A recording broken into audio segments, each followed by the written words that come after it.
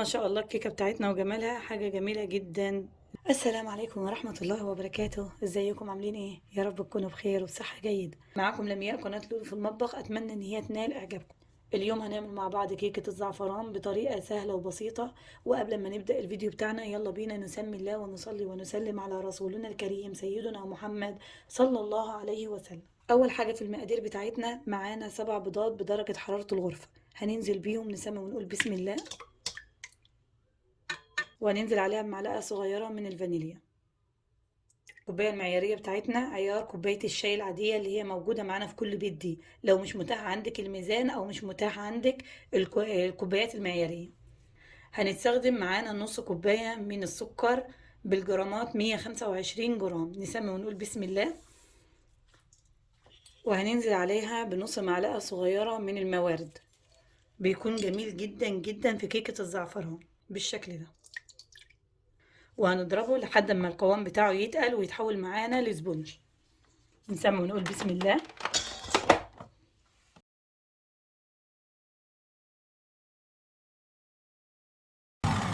شايفين ما شاء الله السبونج معانا بقى عامل ازاي؟ حاجة جميلة جدا، ده القوام اللي احنا عايزين نوصل له بالشكل ده. بعد كده هنضيف بقية المكونات، معانا 125 جرام من الزيت، يعني كوب الا تلت، نسمي ونقول بسم الله. علبة من الزبادي 170 جرام، شلت منها معلقة كبيرة بس، وبعد كده وزنتها 125 جرام، يعني الزبادي اللي معانا 125 جرام من الزبادي، نسمي ونقول بسم الله. وطبعا لو ما عندكش ميزان بس شيلي منها معلقة كبيرة. ما عنديش هنا الزعفران الطبيعي فهستخدم بودرة الزعفران، هنضيف طرف المعلقة بس من الزعفران، نسمي ونقول بسم الله. وذرة من الملح. هنقلب المكونات مع بعضها، طبعا عشان ما نبوظش الاسبونج معانا هنقلبه تقليب يدوي. هننزل بالزيت والزبادي اللي معانا، نسمي ونقول بسم الله. نقلب من تحت لفوق عشان ما نطلعش الهواء منه. معانا الدقيق كوباية وتلت من الدقيق، وزنهم 200 جرام، هنضيف عليهم معلقة كبيرة من البيكنج باودر 15 جرام، وهننخله واحدة واحدة ونقول بسم الله. وهنقلب من تحت لفوق.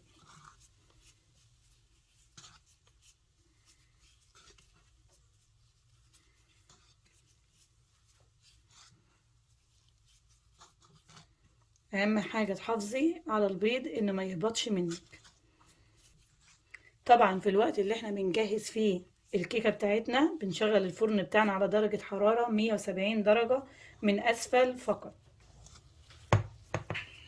شايفين مع التقليب اللون بتاعنا بدأ يظهر معانا.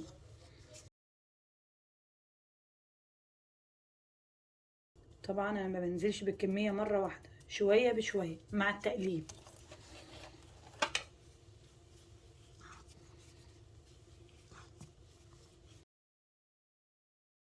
يبقى اخر جزء معانا من الدقيق وهي تلت كوباية.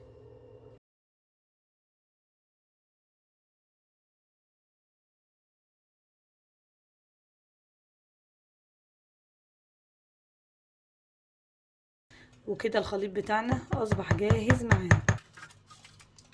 مقاس الصينية طول 32 وعرض 20، والصينية لازم نفرشها بورق القدير زي ما انتوا شايفينها كده لان هنسقيها بالحليب الساخن.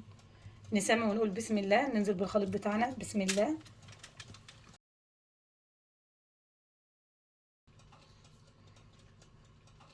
وكده الصينية بتاعتنا اصبحت جاهزة معانا، هنخبطها كده خبطتين نطلع الهواء اللي فيها بالشكل ده.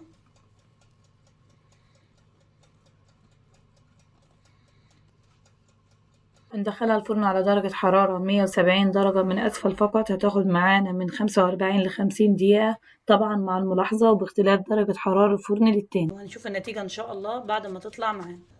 أما الكيكة بتاعتنا تجهز معانا هنبدأ نجهز معانا كريمة الشانتيه. ننزل بالأربع أظرف، نسمي ونقول بسم الله.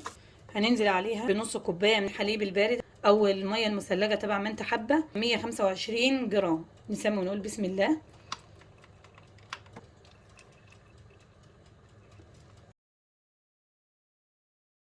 وكده الكريمه بتاعتنا اصبحت جاهزه معانا، هنسيبها في التلاجة ونبدا خطوتنا التانية. نبدا نجهز الصوص اللي هنسقي بيه الكيكه بتاعتنا. هننزل بكوبايتين من الحليب، نسمي ونقول بسم الله. كوبايه 250 مللي، وهنحليه بحليب مكثف محلى. هننزل بنص العلبه.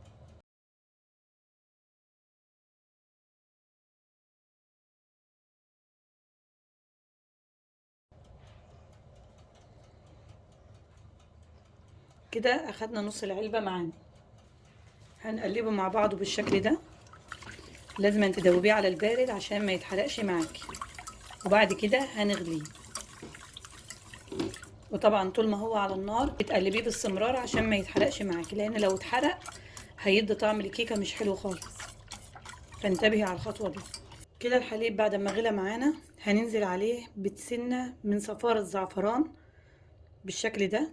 نعلي التست بتاعها معانا، وبعد كده هنرفعه من على النار. شايفين ما شاء الله الكيكه بتاعتنا بعد ما طلعت من الفرن. طبعا هي لسه طالعه سخنه على طول. سبتها بعد ما استوت معانا، سبتها مده 5 دقايق في الفرن، ما خرجتهاش على طول عشان ما تصطدمش بالهواء فتهبط معاك. نبدا نسقيها بالصوص بتاعنا، نسمي ونقول بسم الله بالشكل ده. شايفين ما شاء الله عشانها متسويه معانا كويس جدا. اول ما بنحط عليها الخليط بتاعنا بتشربه على طول.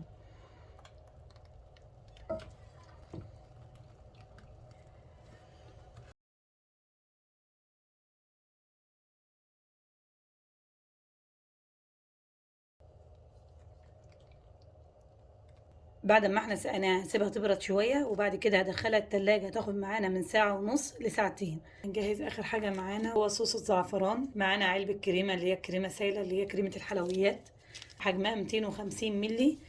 نسمي ونقول بسم الله.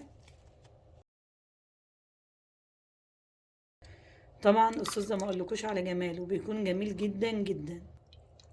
وهننزل بعلبه من القشطه حجمها 125 مللي. الاضافه دي ممكن تستغني عنها لان الكريمه معانا ما شاء الله جميله جدا، بس هو لتعزيز الطعم بيكون جميل جدا بالشكل ده.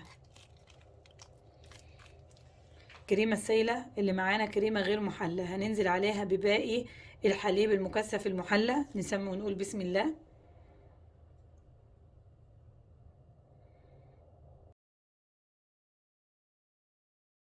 هنخلط المكونات كلها مع بعضها. اخر اضافه هنضيفها تمن معلقه صغيره من الزعفران. نسمي ونقول بسم الله.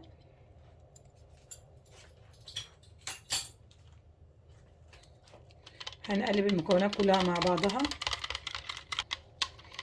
شايفين ما شاء الله الجمال واللون وطعم الصوص بيكون جميل جدا. ان شاء الله ينال اعجابكم. هنسيبه معانا على جنب ويلا نشوف الكيكه بتاعتنا. شايفين ما شاء الله الكيكه بتاعتنا بعد ما سبتها في التلاجة بسم الله ما شاء الله بردت واصبحت معانا بالشكل ده. هنبدا نقلبها. نسمي ونقول بسم الله.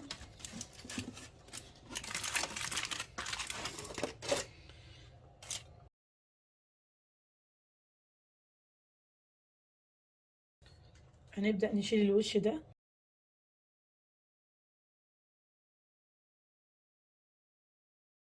الكيكه بتاعتنا هنبدا نزينها بالكريمه.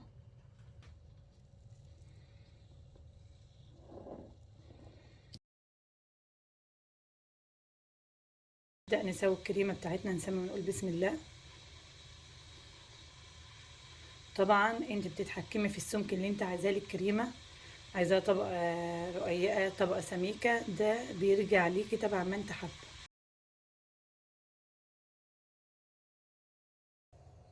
طبعا جنبنا هنا ميه سخنه بنحط السكينه فيها وبنبدا نساوي.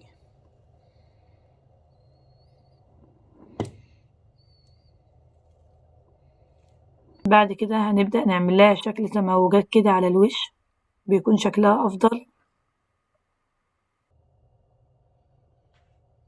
اخر حاجه هنبدا نساوي الاطراف. طبعا بتقطعيها لازم السكينه تمشيها على ميه سخنه. نسمي ونقول بسم الله.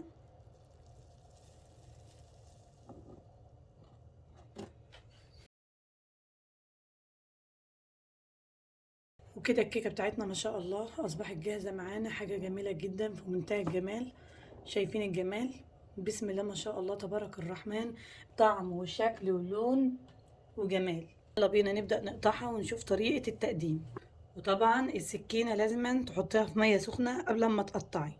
نسمي ونقول بسم الله.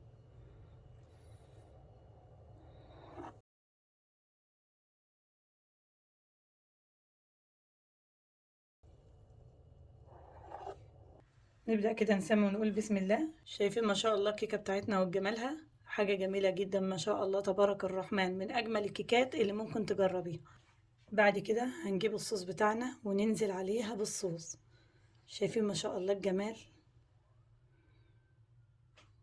ما شاء الله الكيكة بتاعتنا وجمالها، حاجة جميلة جدا. ان شاء الله هتنال اعجابكم، هشة وجميلة والطعم ما شاء الله خطير، الصوص بتاعها ما شاء الله. اتمنى ان انتوا تجربوها وتنال اعجابكم. يا ريت لو عجبكم الفيديو ما تنسوناش باللايك وسبسكرايب للقناة وفعلوا الجرس عشان يوصل لكم كل جديد. وبألف هنا مقدما، والسلام عليكم ورحمة الله وبركاته.